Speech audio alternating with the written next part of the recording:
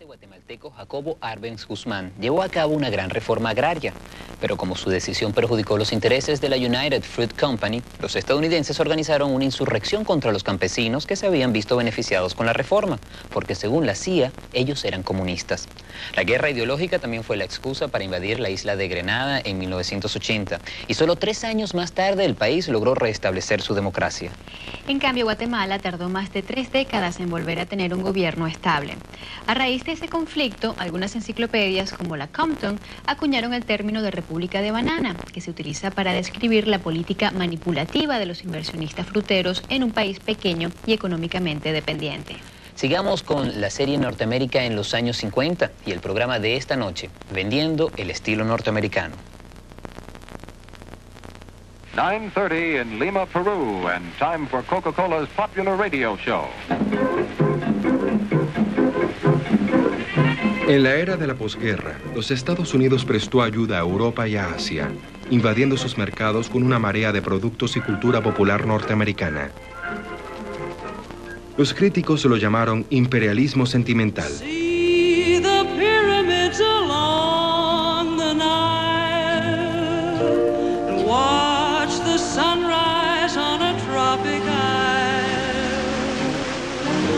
But just remember, darling, all the while you belong to me.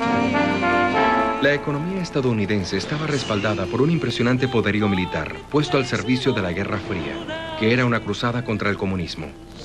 Era una extraña mezcla de buenas obras e implacable poder político. En 1953, un nuevo brazo del gobierno norteamericano, llamado la CIA, dio un golpe encubierto en Irán para proteger intereses petroleros.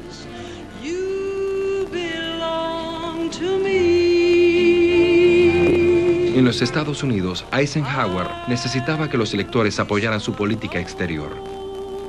Usando técnicas de mercadeo aprendidas durante su campaña, logró convencer a todos de que las crueles tácticas de la Guerra Fría eran una misión por el bien de la democracia. Había muy poco de cierto en su publicidad. Fighting ends in Guatemala. These rebel troops, backed by air power, have compelled the ousting of Guatemala's pro-communist regime and have won a ceasefire from... Esta es la historia que la mayoría de los norteamericanos escuchó. Pero era pura ficción. Era una revolución imaginaria inventada por la administración de Eisenhower. La verdad fue que el gobierno de Estados Unidos dio un golpe a un gobierno democráticamente elegido para proteger sus intereses económicos. There was economic imperialism, done covertly under the name of democracy and anti-communism, done by the CIA with the American press kept out in a way that would make it look like it was something very different. Una de las personas claves en esta operación encubierta fue el exmarín llamado Phil Rockinger. I was called over to the Latin American branch, and one of my friends was over there, and he said, "Say, we've got a job for you." And I said, "What are you talking about?" He said, "We want you to take over the government of Guatemala." Of course, I've been hearing about this, but I said, "Well, what do you? This is out of my activity." He said, "Listen, you're a lieutenant colonel in the Marine Corps, and you could do anything." You know that, don't you? Nobody in the government ever thought that Guatemala was any threat to the United States. What they were the threat to was the United Fruit Company. That's the only reason in the world. Work all night and drink a rum. Daylight come and we want to go home. Stack banana till the morning come. Daylight come and we want to go home. Come, Mr. Tallyman, tally me banana. Daylight come and we want... La United Fruit era conocida como el pulpo por la manera en que tenía tomada a Guatemala. Ese pulpo controlaba 40,000 empleos.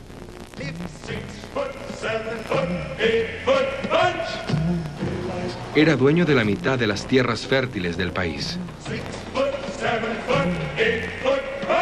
Casi todas las vías férreas de la nación pertenecían a la United Fruit. En 1952, los trabajadores guatemaltecos laboraban por 50 centavos al día. La United Fruit reportaba ganancias anuales de $65 millones, el doble del ingreso total del gobierno de Guatemala. a beautiful bunch, a ripe banana. 50 buques, conocidos como la Gran Flota Blanca, llevaban las bananas a los supermercados norteamericanos, que las vendían bajo la marca de Chiquita. El hombre que regía la United Fruit era Sampson Murray, cuyo apodo era Sam, el hombre banana. En 1952, Sam estaba infeliz. Un nuevo gobernante guatemalteco quería quitarle algunas bananas. Para mejorar las condiciones sociales, Guatemala forzó a la United Fruit a vender parte de sus tierras y las concedieron en parcelas a 100,000 campesinos. La propuesta venía de un presidente idealista llamado Jacobo Arbenz, quien pensó que una reforma agraria salvaría a su país. Aquello fue como declarar la guerra a Estados Unidos. En la administración de Eisenhower, el secretario de Estado, el jefe de la CIA y el embajador ante las Naciones Unidas tenían nexos con la United Fruit Company.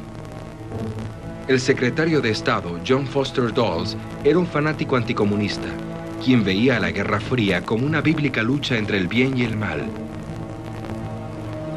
Su hermano Allen Dulles dirigía la CIA. Esta era una relación muy conveniente, que evitaba debates políticos innecesarios. Foster Dulles, with his own sort of Presbyterian belief in the rectitude of himself and the United States, and our way was the best. And his brother Allen Dulles, infinitely more likable, more charming, more graceful, a great flirt. He loved the parties, and it seemed to be a reassurance when he was there. The right kind of people were doing it, and they weren't going to do anything that the good people of America didn't approve of. Para Guatemala, los hermanos Dulles diseñaron un plan para derrocar al gobierno de Arbenz, creando además una historia que ocultara la participación norteamericana. What the Eisenhower administration wanted, if at all possible, was to pretend that it was the Guatemalan themselves who had done it. It's so good for propaganda. The Guatemalan people rising up against the communist tyranny. Where is the communist tyranny if the United States has to invade to overthrow Arbenz? It's much better if it is the Guatemalan people. Para crear la ilusión de una revuelta popular en contra de Arbenz, la CIA necesitó encontrar a alguien que comandara la recién creada rebelión. El hombre escogido para ese papel fue Castillo Armas.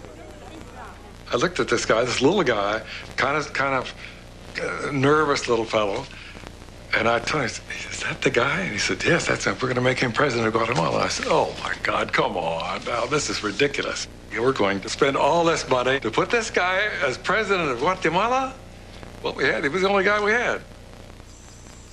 Una vez encontrado el líder, Rottinger debía entrenar al ejército rebelde. Las tropas se reunieron en una plantación de la United Fruit. The force that went into Guatemala to take over was a very, very small force. It wasn't more than 20 or 30 people. I had to help train these guys. Of course, we armed them, and we took them out on the firing range and did that. Very, very primitive training. It wasn't anything fancy at all. What we tried to do more than anything else is imbue them with the idea of taking over their country. And some of them were pretty excited about it. And some of them were not too excited about it at all. They didn't want to get shot. Mientras los agentes se encargaban de diseñar la revolución, Allen Dulles se preocupaba por la cobertura de la prensa norteamericana. Quería buenas reseñas de la revolución y que no se hablara de participación norteamericana. Para suerte de Dulles, la United Fruit había trabajado muy duro para crear la historia. Habían contratado a Ed Bernays, un experto en relaciones públicas, para vender al público norteamericano la idea de los peligros de una Guatemala comunista. Bernays dispuso de costosos banquetes para los reporteros. You script the tour. You invite in a dozen reporters, people with not much connection, not much knowledge, no knowledge of the language or the background. And you go here, you see the good works. Here's the hospital we do. Let's go see a typical worker in his home. And it worked by and large. There were an awful lot of newspapers in America who weren't going to send reporters to cover Guatemala unless it was all paid for by United Fruit. So it played to the laziness of the press. Cuando los reporteros volvieron a casa, agradecieron la amabilidad de la United Fruit con el tipo de comentarios que la compañía quería escuchar. Solo uno de ellos se salió de la línea oficial, el corresponsal de New York Times en México, Sidney Gruson. You only had to look. Nothing was hidden very much. You know, you could go outside the main city and see the training. You could see the troops that we had bought. You could see the old airplanes that we had given them. And there's something in the air in a town like Guatemala City when the thing is bubbling and you just know something is going to happen. Gruson escribió sobre la misión secreta de Estados Unidos y sobre la exitosa reforma agraria de Arbenz. Furioso, Allen Dulles invitó a almorzar a un antiguo compañero de clases en Princeton, el gerente del New York Times. Julius Ox Adler goes down to see Allen Dulles, and Allen Dulles convinces him, and it doesn't take much convincing, that Sidney Gruson is something of a security risk and should be kept out of Guatemala at this critical time when the coup is about to happen.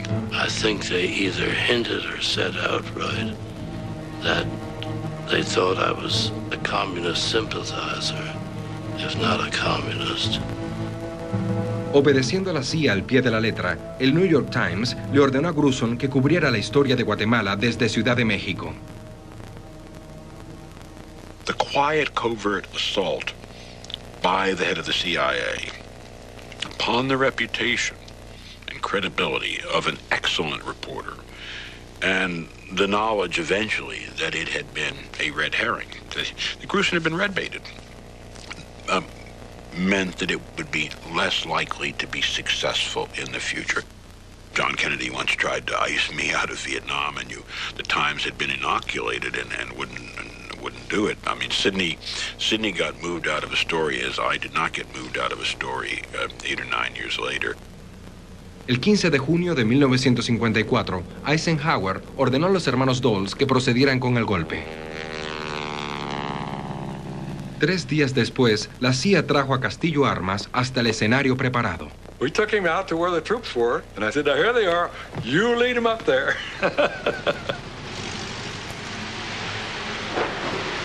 But it was really a pitiful force that went up there. They had a hell of a time, of course. They ran into all kind of trouble. Al primer signo de resistencia de parte de las fuerzas del gobierno, el ejército rebelde emprendió la retirada y huyó de vuelta a Honduras.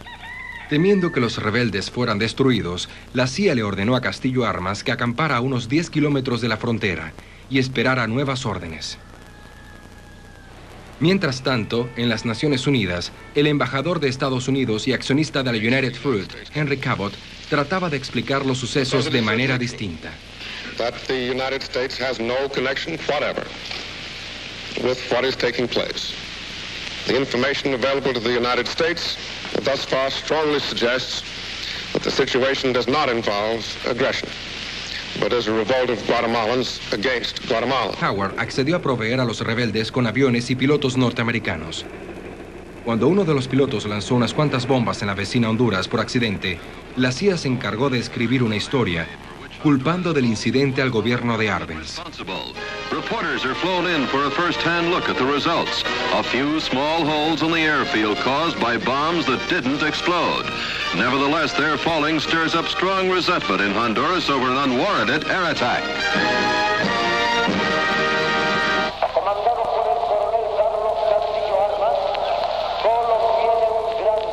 En la ciudad capital, la CIA difundía un informe ficticio del supuesto avance de los rebeldes.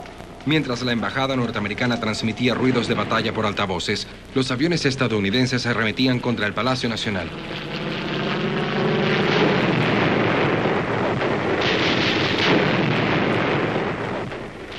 El 27 de junio cayó Arbenz. He realized when he started flying American planes over the city and bombing it, he knew the Americans were involved, and there's no way that I can win this one. I'm sure he thought that.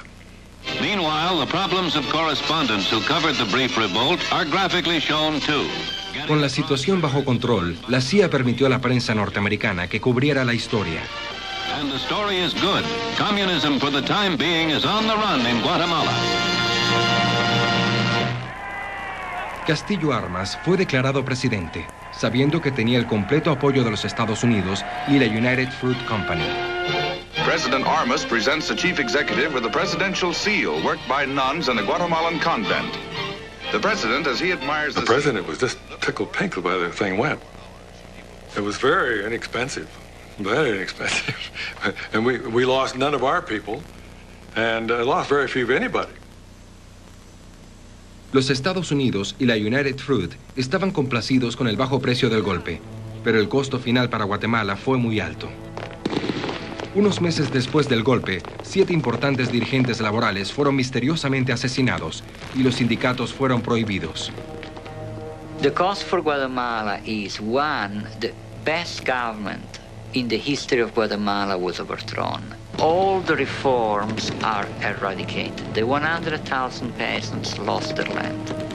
Then, what the United States did was to strengthen the Guatemalan army and created a Frankenstein that has ruled Guatemala together with the Guatemalan upper class ever since then, and which is responsible for the slaughter of about 150,000 Guatemalans, for making of the Guatemala the worst human rights case in the hemisphere. Now the village mission bells are softly ringing. If you listen with your heart, you'll hear them singing.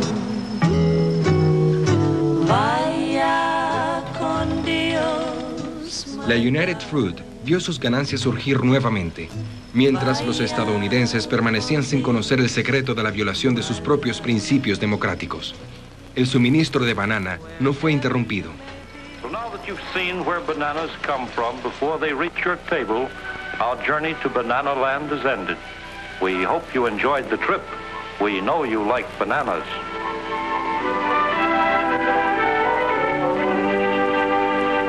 Our sins were that we crushed a very small country. And in so doing, we learned bad lessons which would come back to haunt us in some ways in Cuba. And I think in Vietnam as well. Un año después del golpe de Guatemala, los Estados Unidos comenzaron a apoyar un gobierno anticomunista en Vietnam del Sur.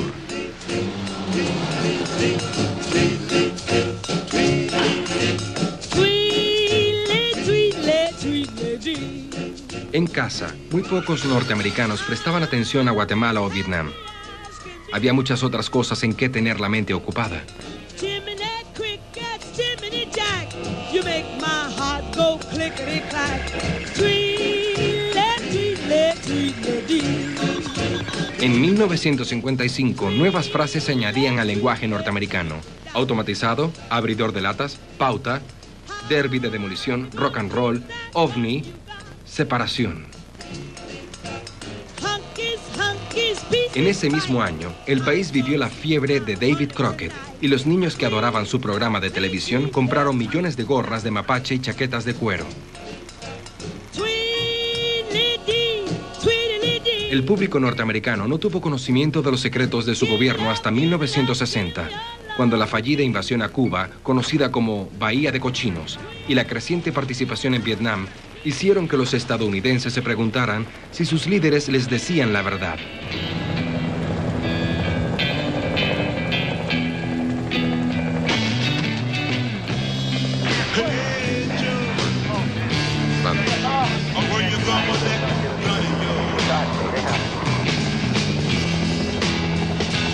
Irónicamente, sería la televisión el medio que se impuso como una máquina vendedora, la que le traería el horror de la guerra a los hogares norteamericanos.